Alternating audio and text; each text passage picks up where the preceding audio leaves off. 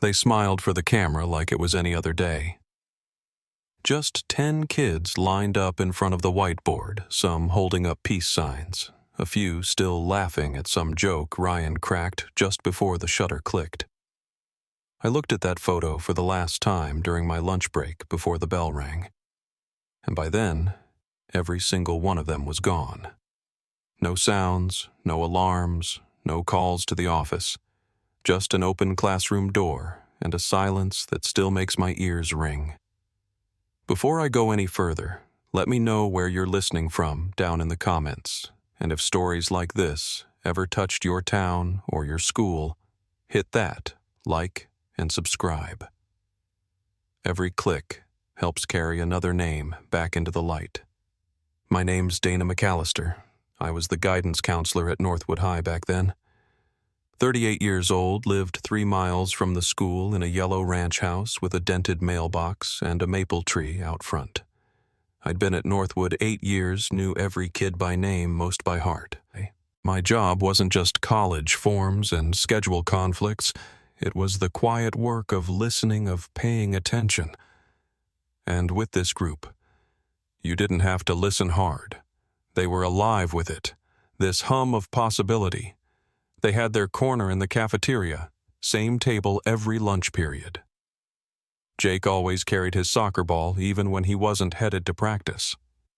Amber kept sea turtle stickers on everything, her laptop, her water bottle, even her shoes. Ella wore her hair in the same low ponytail every day and always sat closest to the window. Ryan was the voice always cracking jokes just loud enough to get a groan from a nearby teacher. And Sarah, she was the observer. She noticed things most people didn't. I'd sit in my office sometimes and just watch them through the windows. I don't think they ever knew that. It wasn't surveillance. It was admiration, really. They were what we hoped for in this line of work, bright kids who cared about each other. They weren't just classmates. They were close, really close. A kind of closeness that makes you think maybe they'd hold on to each other after graduation. Maybe they'd be the rare ones who stayed in touch. Mr. Dalton once told me they reminded him of a family. He taught them history, said they pushed each other in ways that made him hopeful. And I felt the same. Every time I passed their table in the courtyard or overheard them planning road trips and dorm decor, I found myself smiling without even meaning to. But now looking back, I wonder if there were signs. Something just beneath the surface. A change in the air that none of us were willing to name. There was a Friday, just 3 days before the photo, when Ella missed our scheduled check-in. No text. No excuse. Not like her. That same day, Sarah came by after school, said she had a question about her transcript, but the way she kept glancing over her shoulder made me pause. I thought maybe it was just nerves. Finals, college applications, the weight of it all. But now, I'm not so sure. The night before the group photo, I stayed late to finish paperwork. Around 6:30, I passed by their homeroom. The lights were off, but I swear I heard movement, soft footsteps like someone pacing. I opened the door and found nothing, just the faint smell of something metallic. The room felt off. Still, I locked up and didn't think twice. I wish I had. The morning of the photo, the kids were all accounted for. Laughing. Normal. But by lunch, Mrs. Turner flagged something strange, 10 names missing from the afternoon attendance log. Not one call, not one note. She assumed it was senior mischief. I almost did too, until I went back to their homeroom. The door was cracked open. The desks were untouched. Their bags still lined the back wall. Phones left charging. Jackets on chairs. But not a single one of them was there. And that's when I knew whatever this was, it wasn't a prank. It had already started. I didn't say a word when I walked into that room. Just stood in the doorway for a while, staring at those 10 empty desks. 10 chairs pushed in neat and still. The morning sun had shifted just enough to throw a soft glare across the whiteboard, and the air was quiet in a way that made the whole place feel wrong. Their backpacks were still lined up against the back wall, a few jackets draped over chairs like someone would be back any minute. There was a lunchbox left open on one desk, sandwich untouched. I remember reaching out to turn it closed, then stopping myself. Something told me not to move anything. The first real jolt hit when I saw Kyle's phone on the charger beneath his desk, still lit up with the wallpaper I'd seen 100 times, some blurry photo of a skateboard ramp. I stood there for maybe a full minute, heart starting to thud, not fast, just heavy. Then I left the room and went straight to the main office. Mrs. Turner, our attendance officer, was already on edge. She'd flagged the absences earlier that morning, but assumed, like the rest of us, that it was some coordinated ditch day. Seniors pull stuff like that all the time. But I knew this group. Ryan couldn't keep a secret for more than 24 hours, and Amber had never missed a full day of school, not once. I asked if anyone had called in. Nothing. No parents, no messages. I asked if she'd tried reaching out to them yet, and she looked up at me like she was just realizing this wasn't routine anymore. I picked up the phone and dialed Ella's number myself. It rang twice, then went to voicemail.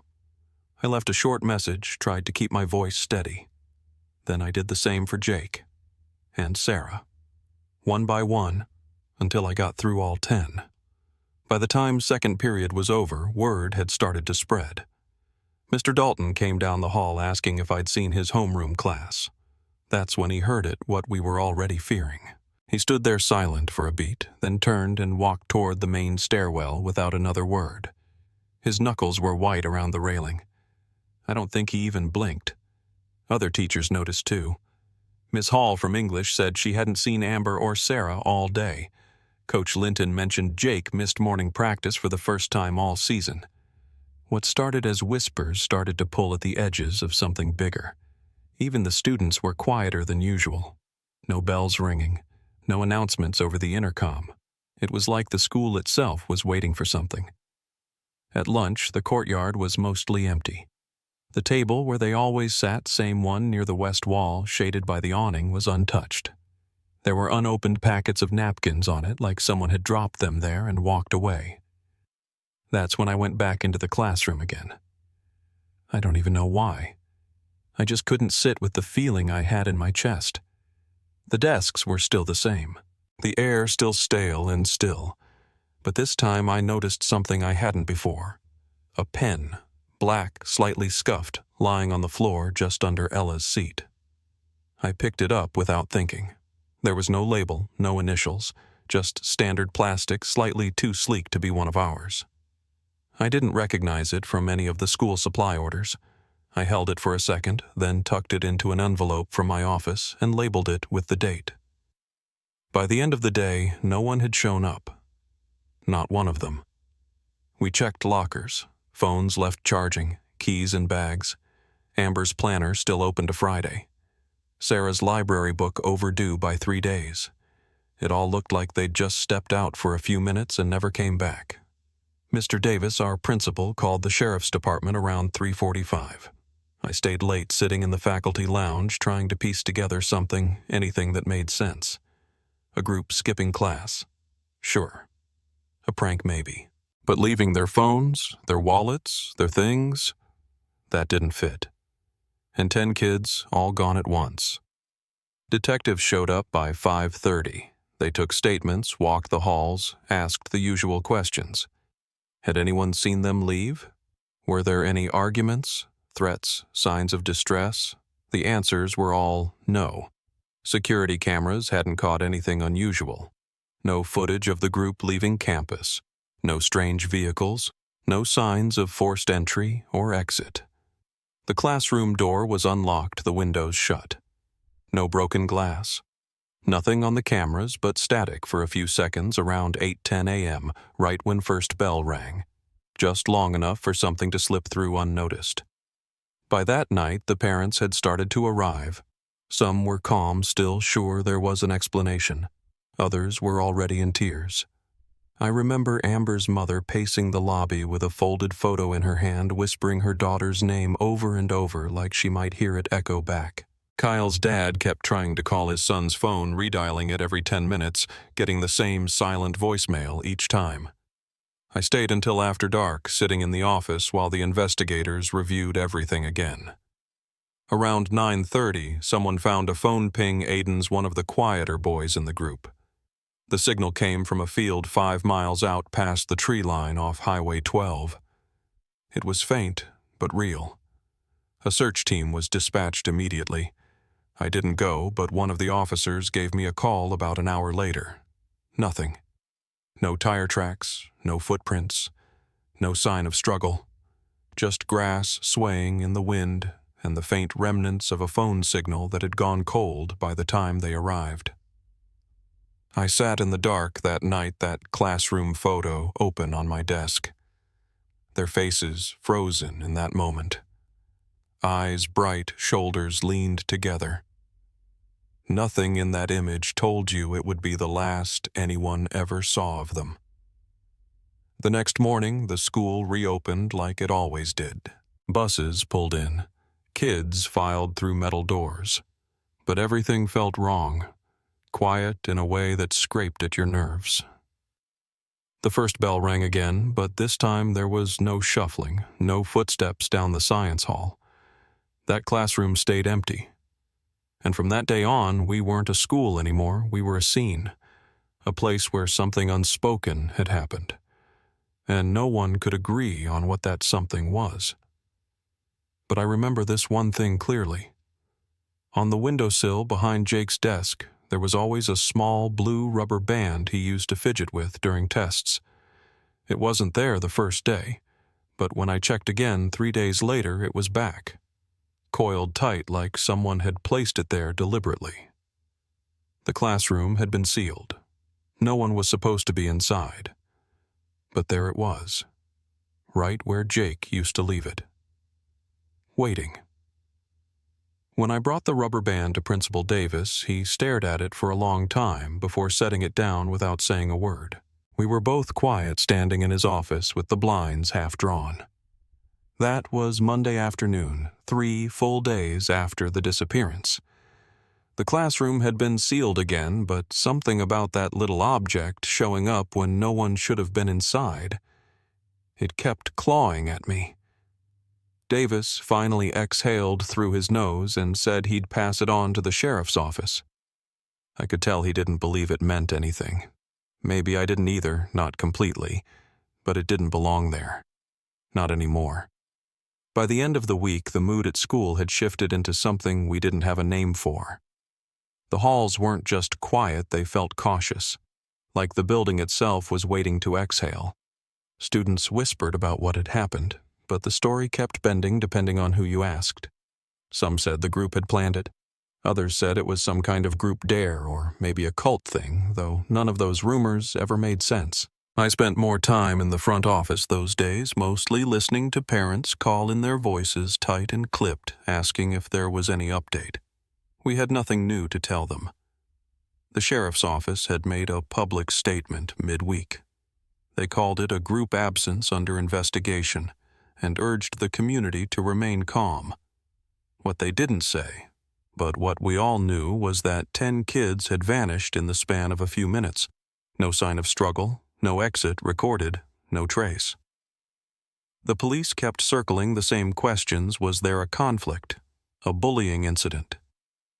Did any of them show signs of emotional distress? But none of it fit. I sat in on most of the interviews, not officially, but as a familiar face. It was easier for some of the students to talk that way. I remember a sophomore named Lydia Pace telling me that Ryan had seemed distracted the week before. She said he was quieter than usual, spending more time by himself between periods. But then again, finals were coming up. Half the senior class was run down and stressed. That wasn't a red flag. Not on its own. The police pulled the security footage again and again. Same blank spot at 8:10 a.m. They couldn't explain the interference. Just static for 10 seconds, then everything back to normal. That Friday, I left the school a little after 6. I usually stayed later, but I needed to clear my head. As I passed the parking lot, I saw Mrs. Brenner sitting in her car, Kyle's mother. Her window was down and her face was still. She'd been there for hours.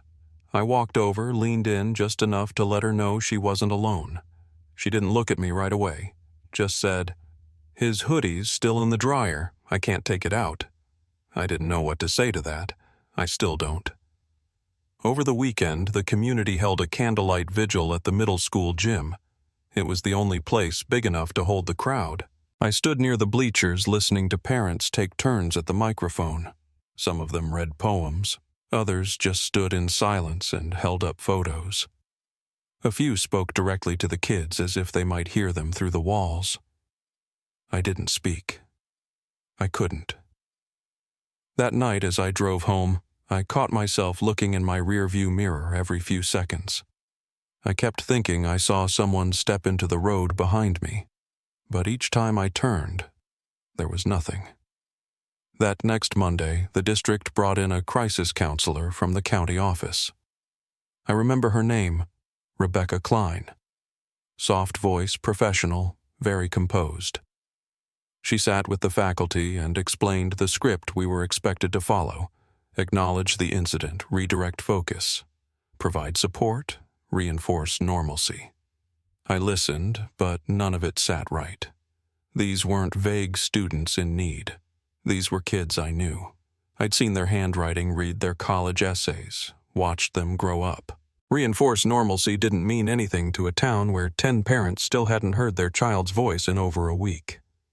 Still, I tried to follow the plan. We all did. The following day, I stopped by Amber's house. Her mother had asked if I could bring over the scholarship paperwork Amber had been working on. When I arrived, the house was spotless. Too spotless. The kind of clean that comes from needing to control something. Amber's room hadn't been touched. I could see the corner of her vision board taped to the closet door. Photos of aquariums, marine science labs, handwritten quotes about ocean conservation. Her laptop was still open, her tabs frozen mid-application. I handed over the manila envelope and her mom didn't even look at it. Just placed it on the counter like it was too heavy to hold. As I turned to leave, she asked me the same thing I'd heard a dozen times that week. "Is there anything you're not telling us?" I told her no. That I wished I did. But the truth was, I had tried to tell someone, several times. I'd left messages with the sheriff's office about the rubber band, about the timing of the static, about the way Sarah's locker had been opened sometime after the building had been cleared. They said they'd log it, pass it along to Detective Hayes. But no one ever called back. I mentioned it to Rebecca Klein during a staff debrief, and she gave me a polite nod, then shifted the conversation to managing staff anxiety. When I brought it to Principal Davis again, he tapped his pen on the desk and said we had to be careful not to feed into hysteria. That word stuck with me. Hysteria. As if concern over missing children was something to be regulated. Over the next few weeks, things got quieter. The news coverage slowed down. The flyers started to curl at the corners. Some families kept pushing Amber's, Ella's, Kyle's especially. Others started retreating, pulled tight by their own silence. The school board called a meeting about reputation management, and we were advised to avoid discussing the case with the press. A local blogger tried to publish a theory about a satanic panic angle, and the district sent a cease and desist within 24 hours.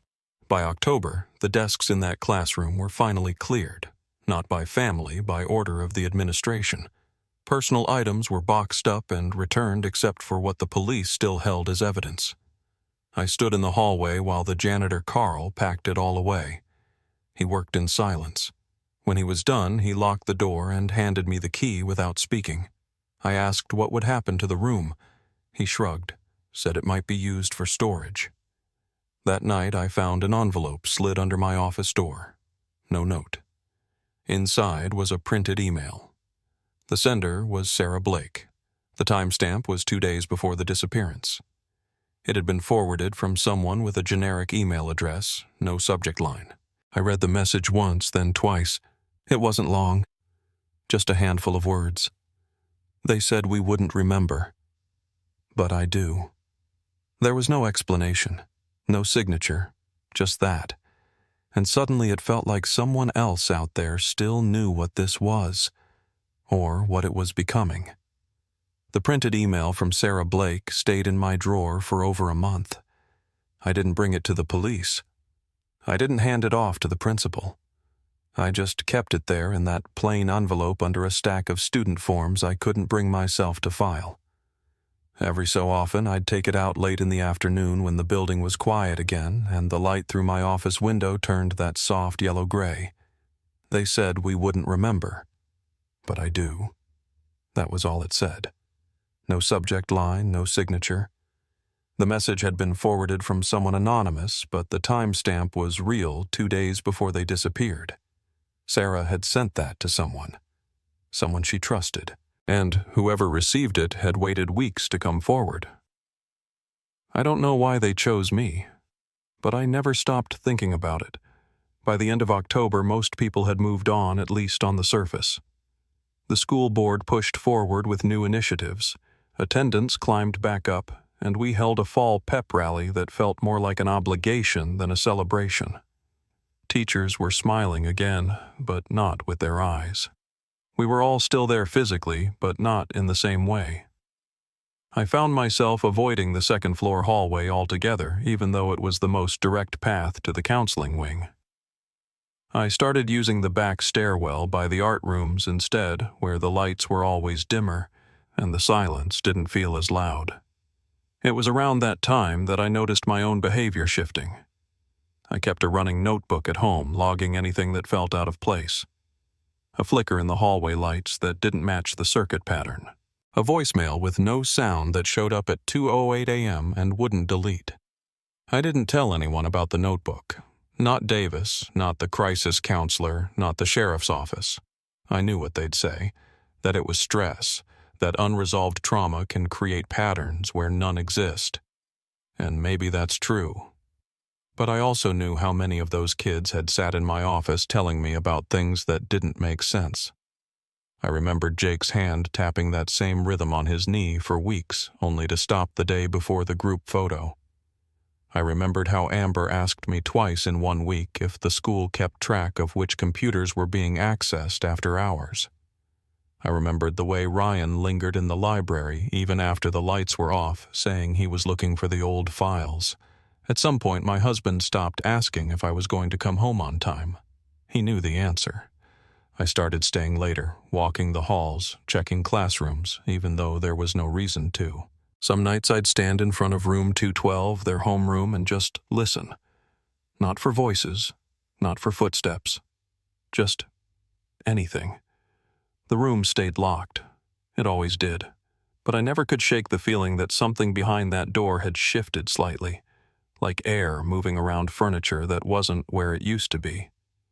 Detective Hayes called me out of the blue on a Thursday, said he was reopening the active side of the case, not publicly, just internally. He wanted to go back through the early statements, recheck timelines, revisit the field where Aiden's phone had pinged. I asked what triggered the renewed interest. He said something strange had come in through the county tip line.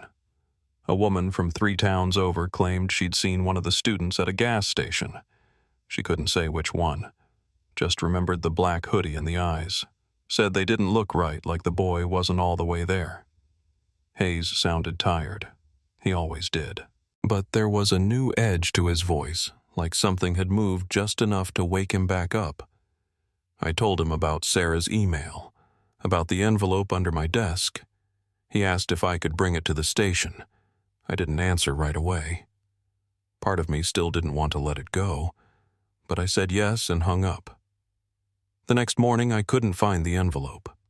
I tore my office apart, checked between books behind the filing cabinet, even under the seat cushion of my desk chair. Gone. Not just misplaced. Vanished. The drawer it had been in was clean. Too clean. Everything lined up like someone had wiped through it and put things back with more order than I ever managed on my own. I told Hayes. He didn't sound surprised. Said they'd had similar issues. Case notes misfiled. recordings erased or duplicated, leads that vanished into the system like they'd never existed. That weekend, I drove to the field where Aiden's signal had last pinged. I hadn't told anyone I was going. I don't know what I was expecting. Maybe a fence, maybe a surveyor's flag. But there was nothing. Just open land, scattered brush, and a rusted cattle gate that didn't lead anywhere. I parked off the shoulder and walked for a while. My boots caught in the tall grass. I heard something in the distance, maybe a hawk, but otherwise it was dead quiet. The kind of quiet that feels forced. About 200 yards in, I stopped. I don't know why. There wasn't a trail or anything. Just a spot where the grass flattened slightly in a circular way like something had been resting there for a long time. I bent down and touched the dirt. It was cool. Not damp, but not dry either. There were no tire tracks, no footprints.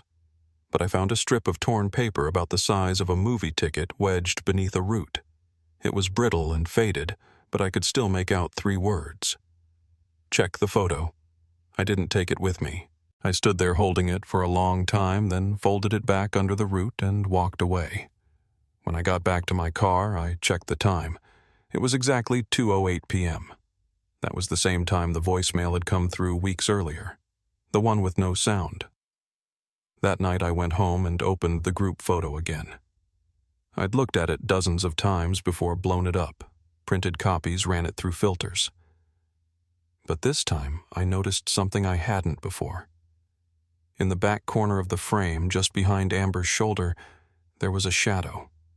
It wasn't shaped like a student. Too tall, too still. I couldn't see a face. Just the outline. Like someone standing perfectly still in the doorway. Someone who wasn't supposed to be there. I shut the laptop and turned off every light in the house. Then I sat in the dark for a long time. Listening. Not for what was outside, but for what might already be in. The following Monday, I returned to school a little before sunrise. I hadn't slept much the night before, not out of fear exactly, but something closer to unease, like I'd left a door open in my mind, and now something was standing just inside it. I unlocked the counseling wing, flicked on the lights, and sat at my desk without taking off my coat.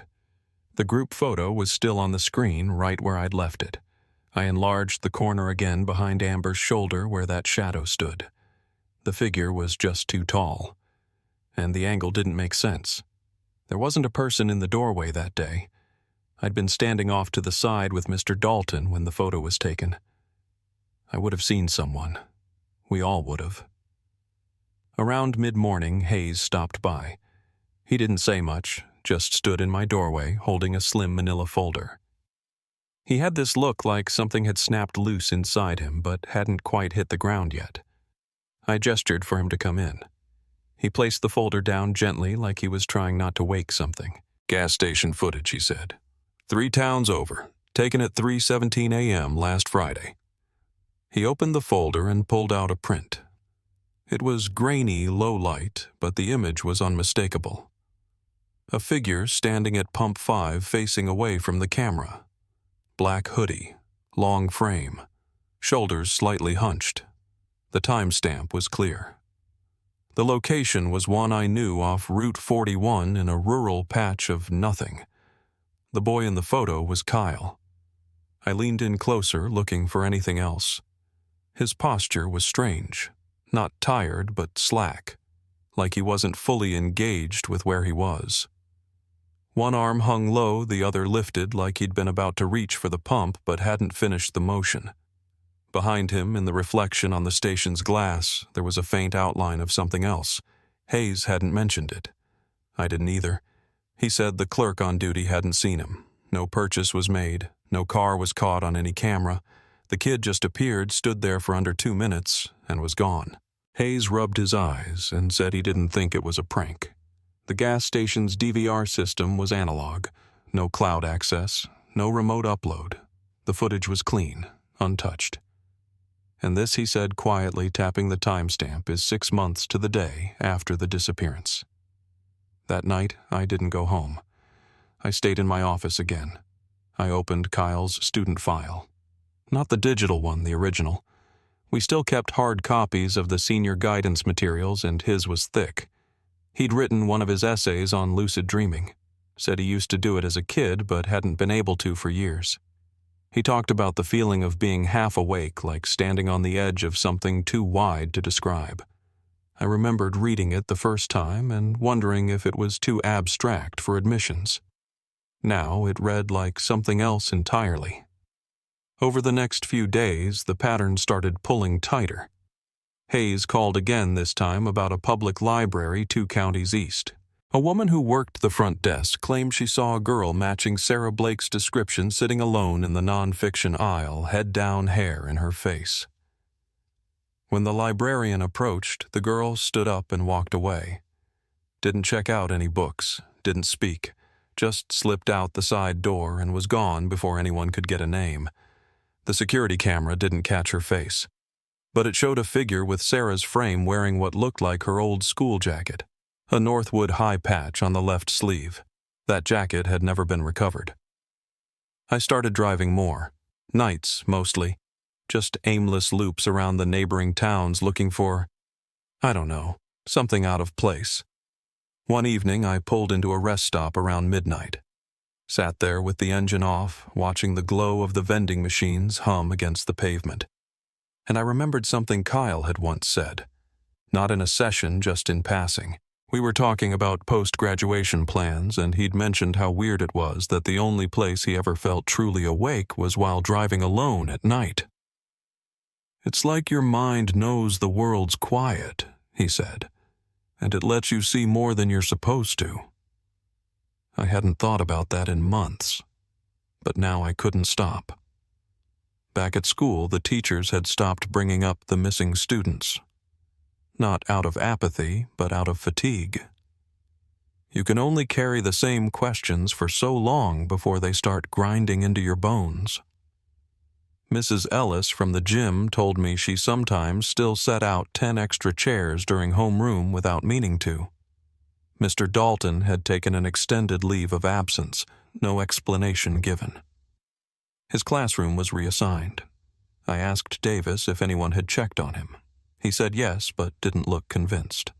One afternoon, I decided to go through the senior yearbook proofs. The editor had submitted them right before everything happened, and they'd been sitting untouched ever since. I flipped through, slowly, page by page, stopping at the group section. There they were.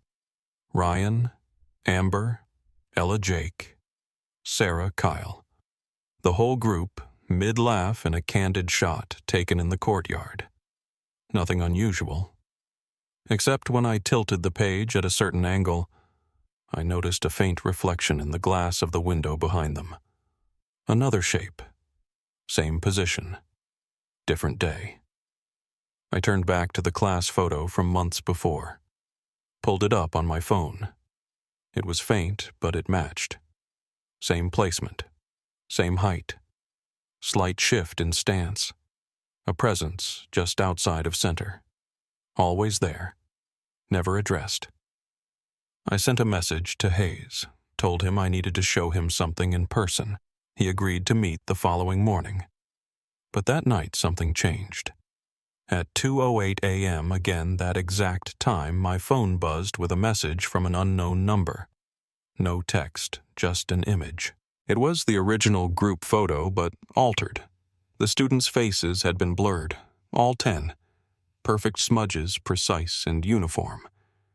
But in the back corner, the shadow figure was fully in focus now. Head slightly turned, face not visible, but hands clearly visible. One raised, open, as if waving or warning. I stared at that image for a long time, not sure if I'd fallen asleep at my desk. I saved it, backed it up twice, and turned off my phone. The next morning, it was gone from my gallery. No record of the number. No copy in the cloud. But I remember the shape of the hand. And I remember the number of fingers it had. It wasn't 5. After that night, something shifted in me. I wasn't scared, at least not in the usual way. It was more like a quiet determination settled into my bones, the kind you get when something you thought might be in your head finally shows up in front of you. I didn't tell Hayes about the image. I wanted to, but I needed time to understand what I'd seen, or maybe just to make peace with the fact that I'd seen it at all. So I went back to the school the next day and pulled every archive I had access to. Class schedules, building schematics, staff rosters, IT reports, even old substitute logs. I wasn't looking for anything in particular. I just followed what caught my eye. And it was in one of the maintenance records from the spring prior, buried under a list of room reassignments, that I found something strange.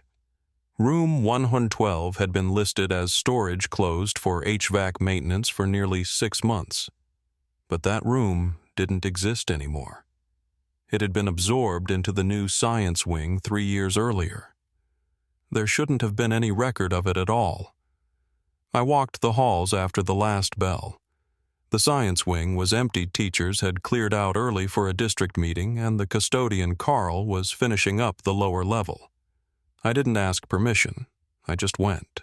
The hall that should have led to room 112 now ended in a painted-over cinder block wall, but the floor tiles gave it away.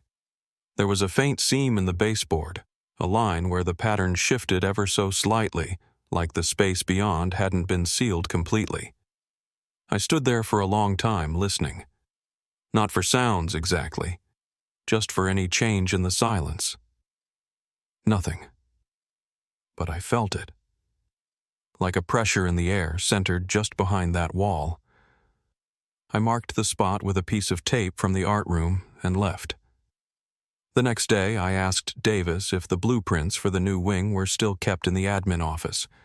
He said they'd been digitized and sent to the district's facilities portal. I logged in that afternoon and pulled the file. It showed room 112 listed but labeled unassigned utility access retired. No access point, no notes, no photos. I forwarded it to Hayes without comment. That night he called and asked if I could meet him at the school after hours. I said yes. We met in the lower hall just after 10. Hayes brought a flashlight and a crowbar. Carl had already left. No other staff were on site. We stood in front of the cinder block wall for a few minutes without speaking. Then Hayes pried gently at the seam. The corner gave faster than either of us expected. Just one thin panel over a hollow frame. Behind it was a doorway, metal unmarked and locked with a push bar that had been zip-tied from the inside. It took him 3 tries, but he broke it. The door groaned open.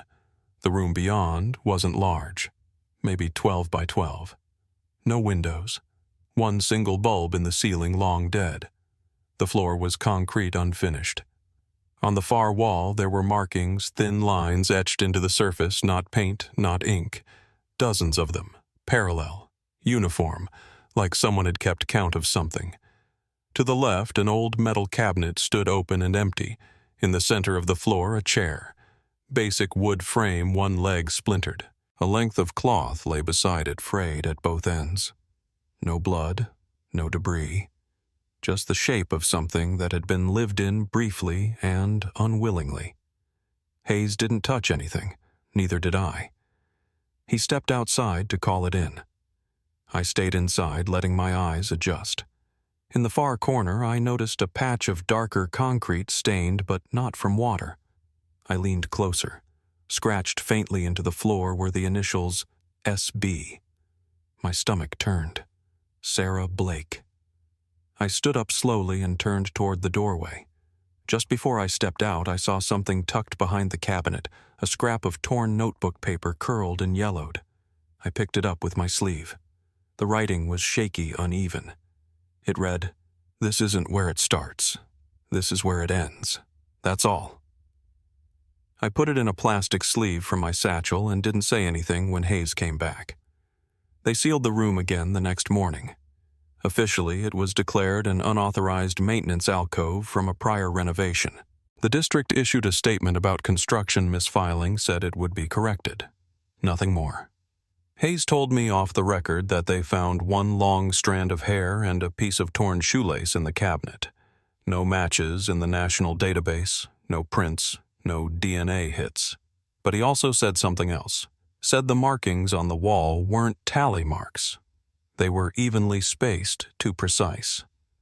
When examined under UV, they formed a pattern, not a drawing, more like a schematic. He didn't say what it resembled. Maybe he didn't know. I stopped going to the school after that, took a leave of absence, told them it was for health reasons. They didn't ask for details.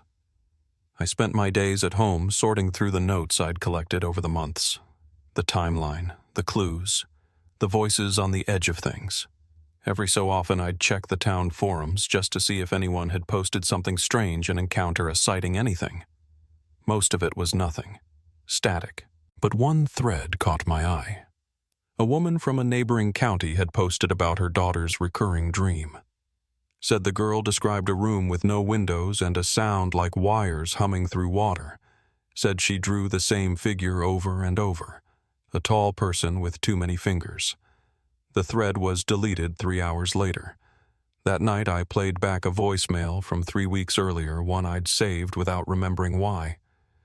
It was 5 seconds of silence followed by a low thrum like wind inside a pipe. When I slowed the audio to half speed, I caught a word buried under the static. Just one word, repeat. I listened again, and again. Then I opened the group photo one more time, scanned each face, each corner. And for the first time I looked not at the students but at the background. The tiles, the clock, the room behind the windows. There was something wrong with the angle. It didn't match the building's actual layout. The glass should have reflected the hallway. Instead, it showed a space with no doors, just a white wall and a chair, the same kind we found in room 112. And somewhere in the silence that hum started again. Low, constant, waiting. I didn't sleep the night I heard the hum return. Not even close. It wasn't coming from my phone this time. It was somewhere deeper. Almost like it had moved into the walls, slow and deliberate the way old pipes sometimes whisper when they're warming up. I walked my house in a loop bedroom to kitchen to back hallway listening for it. And then, just before dawn, it stopped. Not with a fade. Not like something shutting off. It just cut. Gone mid-note. I sat on the edge of the bed and stared at nothing until the light changed. Hayes called just after 8. There was a pause on the line when I picked up the kind that lets you know someone hasn't figured out how to phrase what they're about to say. Then he asked if I could come down to the station. I told him yes. He didn't give a reason. When I arrived, he walked me into one of the smaller interview rooms. Neutral gray walls, old chairs that creaked when you sat. He slid a file across the table, manila-thick no markings on the front. "We got something from the Department of Energy," he said, of all places. I looked at him. He looked tired again, like he'd been in that building too long. I opened the file. Inside was a transcript. Partial, heavily redacted. No case number. No agency header. Just initials. At the top, someone had handwritten the name Lydia Hales. I hadn't heard that name in almost a year. I remembered her as a junior, quiet, attentive one of those students who always seemed to be paying attention even when her eyes were down. She'd graduated early, moved out of state, or so we were told. She was never officially listed among the missing, but everyone knew she'd been close with Ella and Sarah. I read the first few lines of the transcript, then looked up. "Where did this come from?" I asked. Hayes just shook his head. The interview was dated 6 weeks after the disappearance. Lydia had shown up at a federal facility in Maryland alone, asking to speak to someone in charge of containment. She told them she'd been part of a group taken tested, monitored, said they'd been told they were special, said the photo was a marker, that whoever was in it, whoever was behind it, had already been selected. I read it 3 times. The words didn't change. She described a room without walls, a corridor with no angles. She said time had folded, that was the word she used, and that some of the others hadn't survived it. Not physically, not mentally. What struck me most was how calm she sounded. Not panicked, not unstable, just tired, controlled. She told them she remembered being taken not all at once, but in pieces through sound, through light, through repetition. She said they were told they were lucky, chosen. She said they were being studied for something that hadn't happened yet. Hayes closed the file. They never released her, he said. She's still listed as a secure witness under federal observation. No contact, no location. I asked him why we were only seeing this now. He didn't answer. Later that afternoon, I went home and dug through the old archive boxes I kept in the basement. I hadn't touched them in months. In one of them, under lesson plans and orientation packets, I found a DVD. No label, just a blue dot drawn in marker. I didn't remember making it.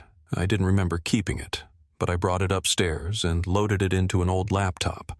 It opened immediately, no menu, no timestamp, just video. It was footage from the school library. Camera angle from above fixed wide across the front desk and reading tables. It had to be after hours. Lights dim, no students. And then, around the 23-minute mark, I saw them. Ryan, Ella, Jake. All three walking together. They didn't speak. They didn't even look at each other. They walked to the center of the room and stood still, for nearly a full minute. Then, without a word, they turned and left frame in different directions. But here's the thing. That footage was dated 5 days after the disappearance. That was impossible. The school had been locked. The cameras were off. No one was supposed to be there. But there they were. I froze the frame. I zoomed in. The timestamp held. April 18th, 3:41 a.m. The next morning, I printed stills and brought them to Hayes. He took one look and said we had to go back to the school, not to search, just to walk the building, to see if anything felt wrong. We arrived around dusk, let ourselves in through the back custodial entrance. No alarms, no lights. The building was still familiar in the way all old places are, the way they carry weight even when they're empty. We walked the library first. It was just as I remembered. Same tables, same carpet, same faint smell of old paper and HVAC dust. But when we reached the corner where the students had stood in the video, Hayes stopped. He pointed at the ceiling. "Camera's missing," he said. I looked up. He was right. There was a patch where the mount should have been. No bracket, no wiring. Just a smoothed-over section of tile like it had never been installed at all. We stood there for a long time. Neither of us spoke. Then, without planning it, we walked the entire perimeter of the school. The gym, the art rooms, the lower hallways. And eventually, we ended up back where I'd found the sealed wall months ago. The panel was still there, but someone had reinforced it. Screws now, not just adhesive, fresh paint, no give. Hayes stepped back, looked down the hallway. Then he asked me if I'd ever seen the original construction permits for the school. I said no. He told me he'd pulled them that week. Said there were inconsistencies. Rooms that never made it into the blueprints. Utility corridors that were started then marked non-functional and abandoned. He said the firm contracted for the renovation had gone under mid-project. And when he'd tried to contact the foreman listed, he'd been told the man had never worked there. That night, I opened my notebook and started writing again. This time, not just the events, but the patterns, the dates, the phrases that repeated. I made a grid marking every instance of 2:08 a.m., every place the number 112 appeared, every shadow caught in reflection. It formed a shape, not linear, not a map exactly, but something. A spiral, with the group photo at its center. I stared at it until the page blurred. And somewhere beneath it all, I began to feel that same hum again. This time not in the house, but in me. The hum didn't fade like a sound does when a car drives away. It stayed with me steady, internal, like something nested just beneath the base of my skull. At first, I told myself it was exhaustion, or stress, or a combination of everything I'd been dragging around since the day those kids vanished. But by the end of that week, I stopped pretending. It wasn't in my head. It was somewhere deeper. And it wasn't just sound anymore. It was movement, patterns, glimpses of something pressing up from underneath the edges of what we still called normal. I stopped going outside during daylight. The world felt too loud, too sharp. At night, I'd sit by the window with the lights off, watching the street in front of my house like it might fold in on itself. I started seeing numbers again, 112, 208, 0418, turning up on receipts, address plates, license tags. None of it meant anything alone, but together it formed a rhythm I couldn't ignore. And then the call came. It was Hayes. Not the usual line. He called from a restricted number voice, low, slower than usual. Said a girl had walked into the Hill County substation and asked to speak with someone about the Northwood case. Wouldn't give her name at first. Then, in the interview room, she'd whispered it, Lydia Hales. The same girl from the redacted transcript. The one no one was supposed to know existed. Hayes told me she looked older than her years, skin drawn tight over her face like she'd been through something that rewired her from the inside out. She had dirt under her fingernails and didn't blink much. Didn't flinch either, just sat with her hands folded quiet until they brought out a photo, the class picture. Then she started talking. I met Hayes at the station the next morning. He didn't try to stop me when I asked to see her. He just led me through the back hall past the supply room and vending machine to a small room with mirrored glass and a single table. Lydia sat alone, pale gray hoodie drawn up over her head. She didn't look at the door when we entered. Didn't move. I sat across from her, slowly, careful not to startle her. Up close, she looked thin, too thin, like someone who hadn't eaten properly in weeks, or maybe longer. I introduced myself, told her I worked at Northwood. Her fingers twitched slightly on the tabletop. Then she finally lifted her eyes to mine. You were the one who saw it, she said. Not a question. Just a fact.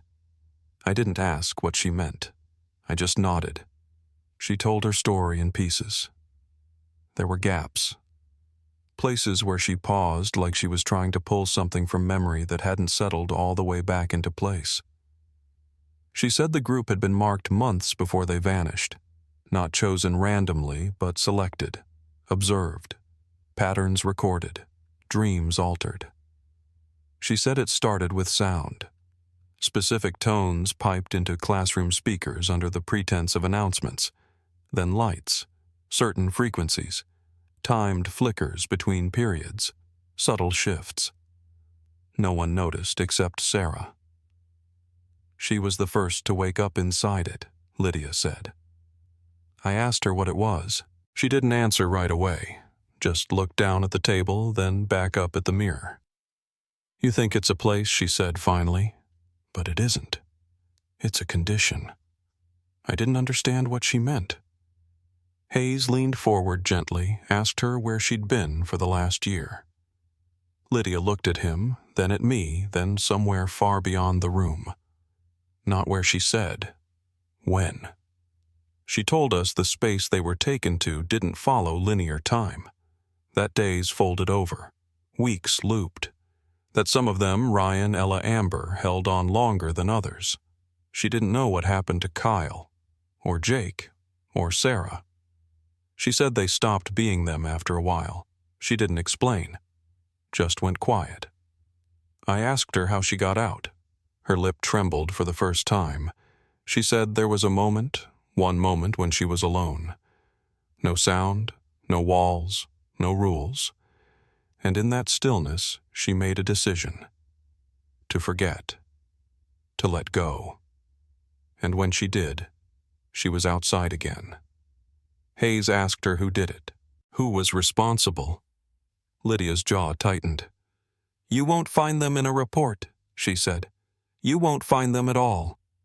She told us about the man behind the glass in the group photo.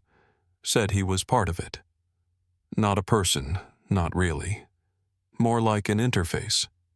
a fixed point where the structure tethered itself to this side of reality. They needed something to pull them through, she whispered.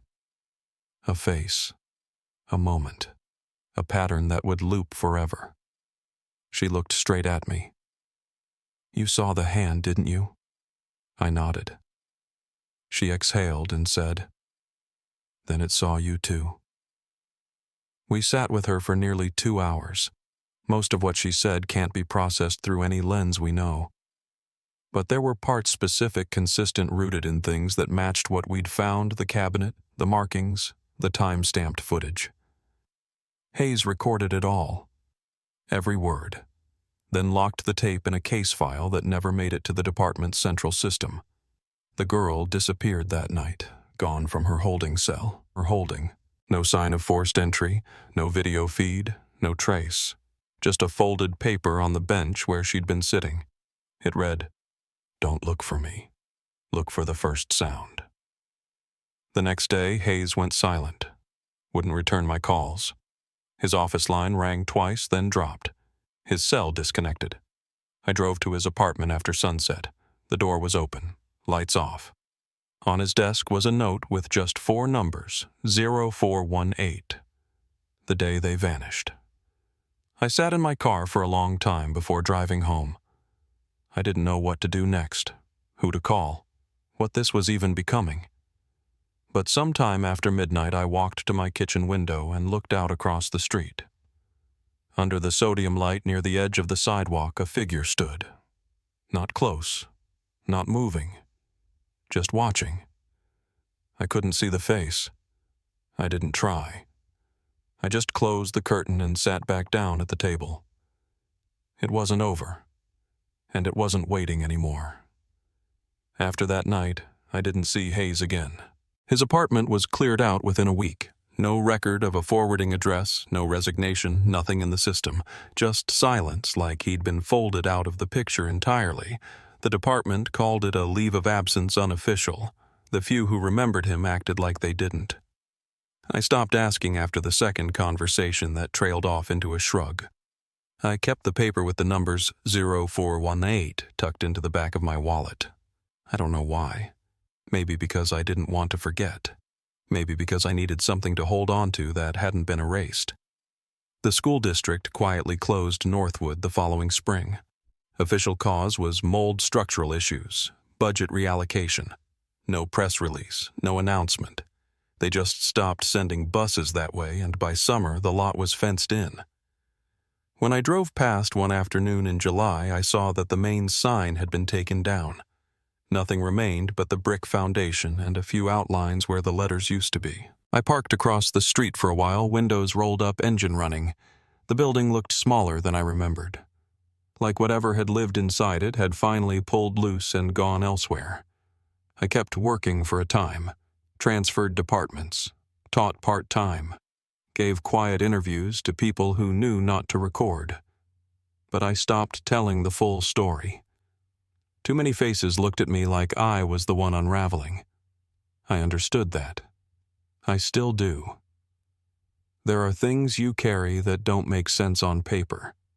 Not because they aren't real, but because they're too real to fit into the version of the world we're all trained to accept. Lydia Hales was never officially found. No missing person case, no follow-up. But sometimes, late at night, I reread the note she left behind. Look for the first sound. I still don't know what it means. Maybe I never will. What I do know is this: they were real. Kyle, Ella, Sarah, Ryan, Amber, Jake. They were real kids with real lives. And something took them not just out of this town, but out of time. Out of the parts of memory we trust to stay fixed. And no one came looking. Not hard enough. Not soon enough. Most people don't want to believe in things that don't end with a reason or a record. They want files closed, conclusions, written stories wrapped in tape. But this one never closed. It just went quiet. If there's anything I've learned from all of this, it's that forgetting is the final erasure. You don't have to explain everything to remember it. You just have to decide that a name, a moment, a presence mattered. That it counted even if the record was wiped clean. So if this story stayed with you, say the names out loud. Or leave a comment below. Share it if you want. Just don't let it disappear. Not all things that vanish are lost. Some are just waiting for someone to remember them.